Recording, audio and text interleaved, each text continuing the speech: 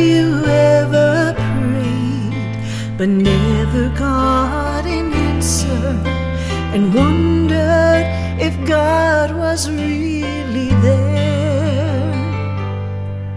Did you feel all hope was gone, but in His time He came along and answered the prayer you thought was gone? There is no prayer too small, for God hears them all. The answer may not be just what you want, but He always knows what's right, even when we think it's wrong. Just remember, there is no prayer too small.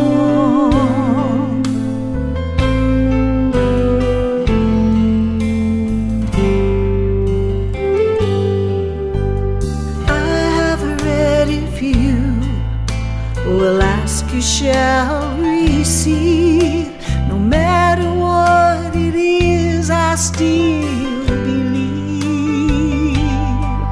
There is no prayer too small, and even when we fall, He gives us just exactly what we need.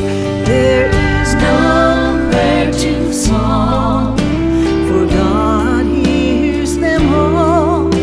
The answer may not be just what you want, but He always knows what's right, even when we think it's wrong. Just remember, there is no prayer too small. No prayer too small.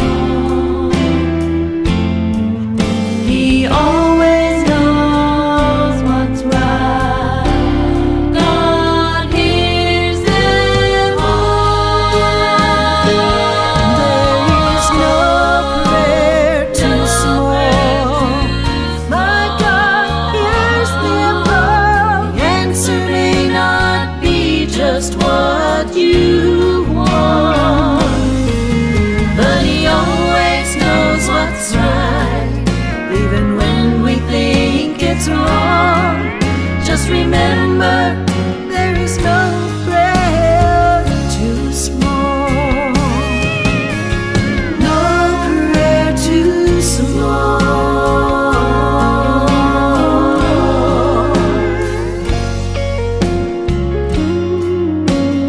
No prayer too small.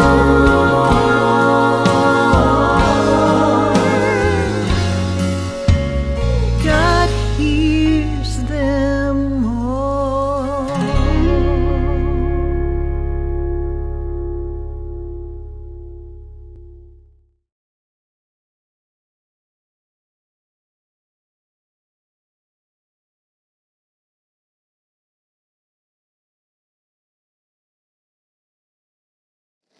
Hello, my name is Ralf Friedrichs. I'm an addiction recovery coach and the host of the Take Your Life Back Today show. As an addiction recovery coach, I want to share something with you, and let me be crystal clear to leave an everlasting impact upon you. Just imagine being buried alive. You're in a coffin, but you know you're not dead. You don't know how to get out of the coffin. You try lifting the lid, but the enormous weight upon the lid prevents you from opening the lid. You just think you're going to die. Then you think about banging on the lid. So maybe you'll unsettle the dirt and somebody might notice and start digging their way down towards you. This is what it's like to find yourself at the lowest point of alcohol and drug addiction. You know you need help. You know you can't do it on your own. You just don't know where to turn. You just think you're going to die. Usually, though, people don't think about death when they're habitually abusing drugs and alcohol. In order to feed an addiction, you have to be great at repressing the fear of death. I often ask you, my audience, did it ever cross your mind while you were abusing drugs and alcohol that maybe, just maybe, you might overdose and take something that was preciously given to you by God, called life, away from you? And if that's not selfish enough, what about being even more selfish by taking from the people that love and need you most? Your mother, your father, husband, wife, brother, sister, children, or grandchildren. With this, let me leave one last thought. Don't be like the person I'm reading about from these index cards that waited and waited until it was too late. Instead, be the person that picks up the phone and calls me at 844-405-HELP, and I promise you, I will help you take your life back before your life is gone. People like Larry Geist from the Geist Academy at 516-458-2741. Larry Geist and I always tell folks like you, it doesn't matter where you came from, it doesn't matter where you've been. What matters most is that you're here because you want a better today and a brighter tomorrow. You can find Larry at www.odysseyconsultant.org. Larry Geist from the Geist Academy will help you from your addiction to recovery, from depression to happier times, from low self-esteem to higher self-esteem. Call Larry at 516-458-2741. Don't forget to take your slippers off at night. When you're ready to go to bed, take those slippers off. Stick them under your bed, not at the edge of your bed, but under the bed. In the morning when you wake up, drop down to your knees and look for those slippers. Retrieve those slippers while you're on your knees. Utilize what I call knee mail, K-N-E-E mail. Knee mail is your direct link to God each and every morning. To thank God for sceneries like that in the background, that you're able to see the river and the waterfall. For some people, it's too late. Thank God for the home, your food, your family, your clothing. Ask God for guidance and direction for an upcoming week. Ask God for forgiveness and mercy upon you. Then, put your slippers on, stand straight up, roll your shoulders back, stick your chest out, and walk with God 24/7. Do this each and every night. Put your slippers under the bed each and every morning. Retrieve those slippers. Do your knee mail, your personal connection with God, and life will get better. Knee mail. Do it each and every day and walk with God 24/7. Stop over-depending on others, folks. Cut the puppet strings and be real. Let me ask you something. Are you someone's puppet? Some people think it's holding tight that makes one strong, but sometimes it's letting go that makes you stronger. That is the God's honest truth. I had a week off recently to spend with myself, which is always a wonderful centering experience for myself. I'm an introvert, so I love my alone time.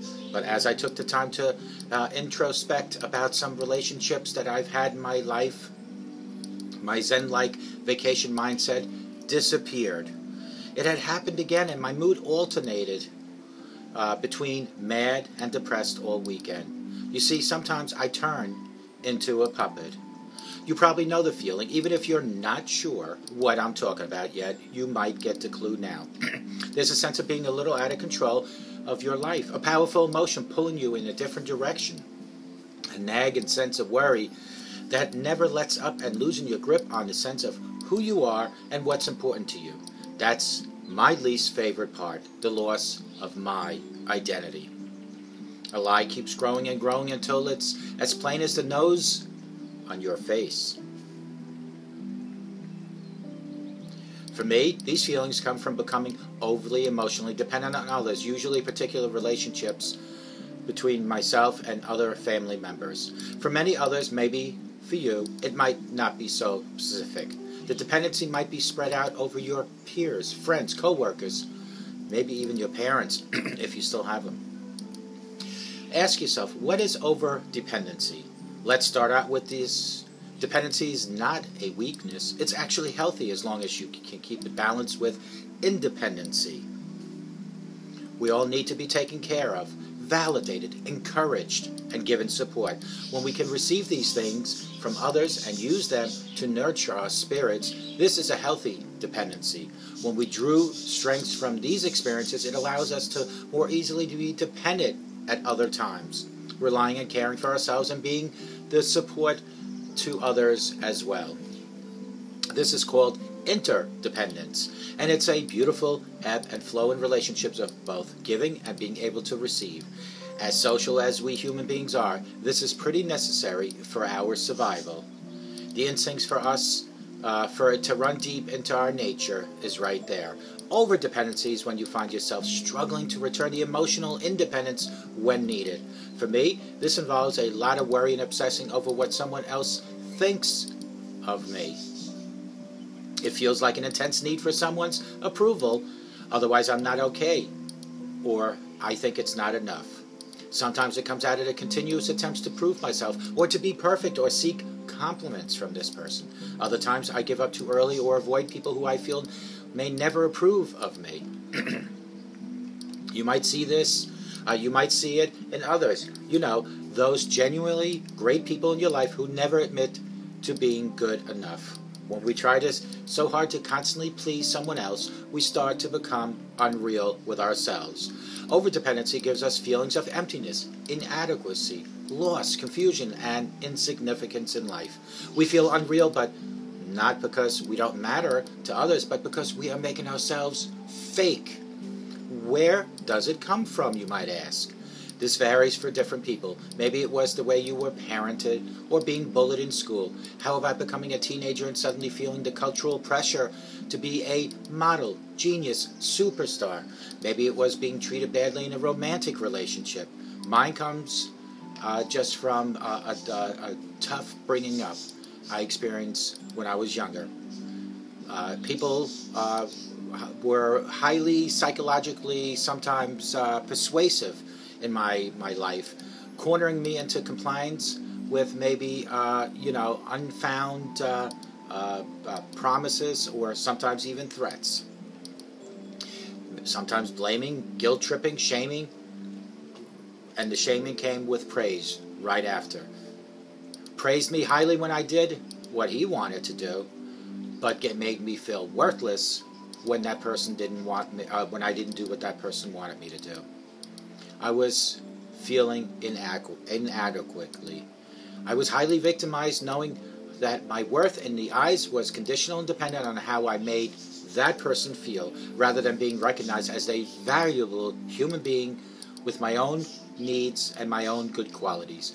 Becoming a puppet was a way to try to protect my little scrap of self-esteem.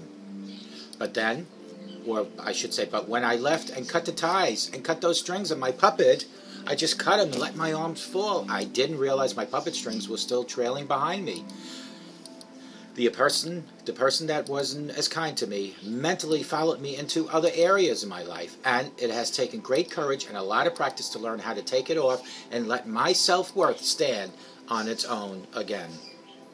Whatever your own experience might be, overdependence usually happens when we try to rely on someone in a healthy way and get hurt instead of being supported.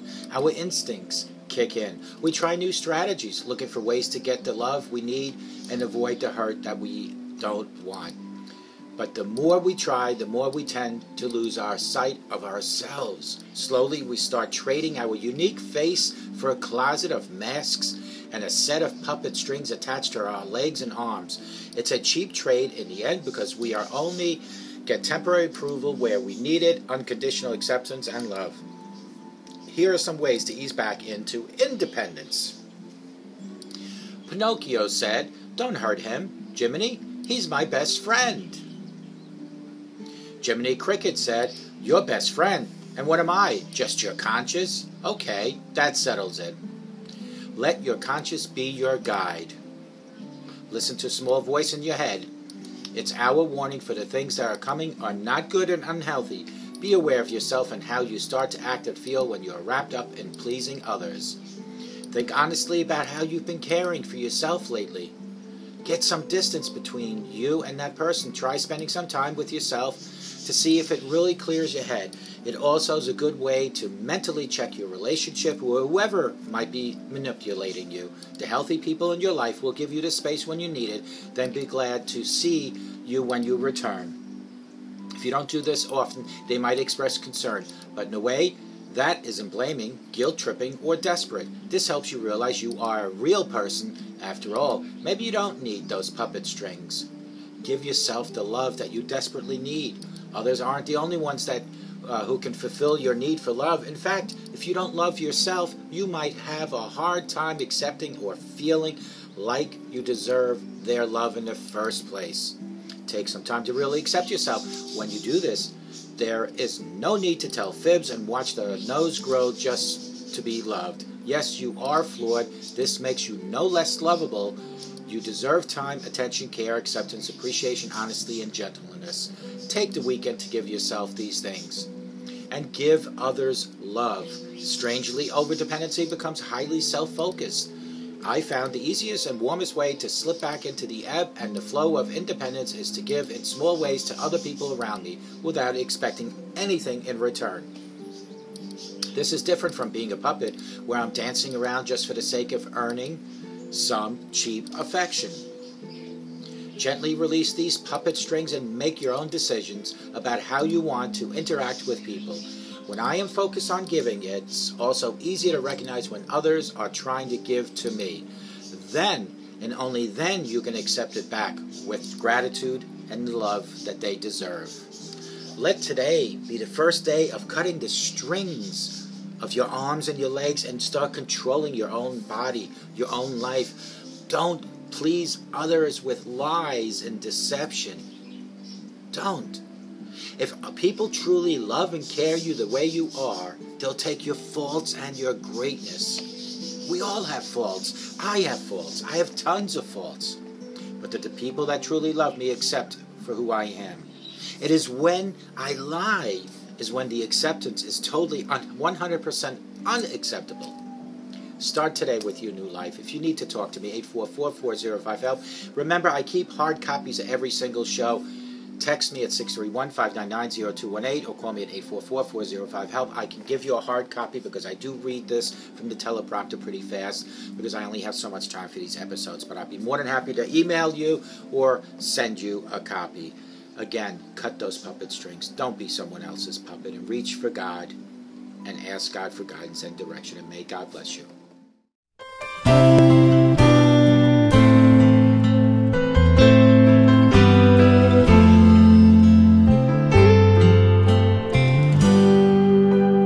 Have you ever prayed but never got an answer and wondered if God was really there? Did you feel all hope was gone, but in His time He came along and answered the prayer you thought was gone? There is no prayer too small, for God hears them all. The answer may not be just what you want, but He always knows what's right, even when we think it's wrong. Just remember, there is no prayer too small.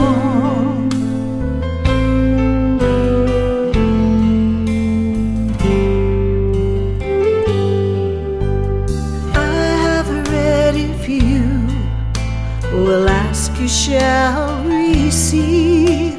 No matter what it is, I still believe. There is no prayer too small, and even when we fall, He gives us just exactly what we need. There is no prayer too small, for God hears them all.